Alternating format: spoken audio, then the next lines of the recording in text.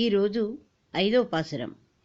ఈ పాసురంలో గోపికలకు గోదాదేవి చెప్పుచున్నది, ఈ వ్రతమును ఆచరించి ఫలమునకు పొందుటకు మనము ఇదివరకు చేసినటువంటి పాప పనులు అడ్డు వస్తాయేమో, ఫలితం దొరకదేమో అని మీరు భయపడకండి.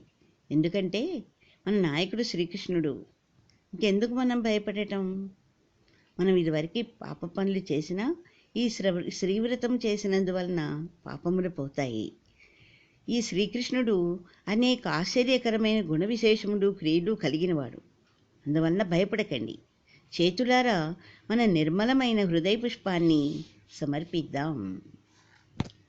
మాయనై మన్ను వడమధురై మైందనై தூய பெருநீர் யமுனை துறைவனை ஆயர்குலத்தினில் தோன்றும் மணி விளக்கை தாயை குடல் விளக்கம் செய்த தாமோதரனை தூயோமாய் வந்து நாம் தூமலர் தூவித்தொஜது வாய்நாற்பாடு மனத்தினால் சிந்திக்க போய பிஜயும் పూదరువా నిర్ణనవం తీయనిల్ తూసాగం సెప్పేలోరెంబాబాయ్.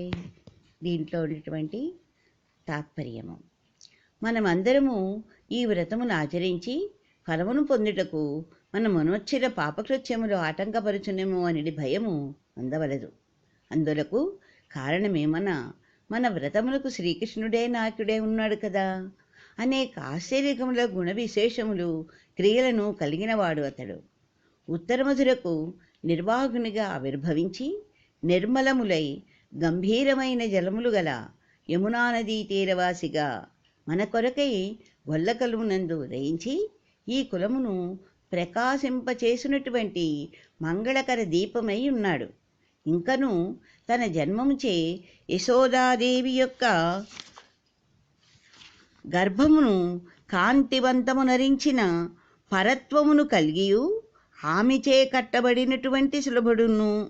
కాబట్టి మనమందరమును సందేహాదుల నిడి మలినములు లేక నిర్మలములమై అతని యొద్దకు సమీపించి చేతులారా నిర్మలమైన మన హృదయ పుష్పమును సమర్పించి నూరారా గానమునరించి మనసారా ధ్యానమునరించాలి.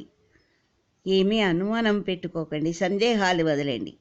తక్షణమే నిల్వైనటువంటి సమస్త పాపరాశియు రాబోయేడి పాపముల యొక్క రాశియును అగ్నియందుంచబడిన దూదిపింజవలే భస్మమయ్యి మన ఈ వ్రతమునకు అవరోధమును తొలగిపోను. అందుచే 2 భగవన్నామమును కీర్తింతుము. మన మనసారా మన హృదయమైనటువంటి పుష్పమును సమర్పించామనుకోండి, ఎంతో భక్తితో కృష్ణుడికి ఇదివరకు చేసినటువంటి పాపాలన్నీ కూడా దూది పెంజలై ఎగిరిపోతాయి, అనుమానించకండి అని గోదాదేవి ఈ పాసురంలో చెప్పుచున్నది.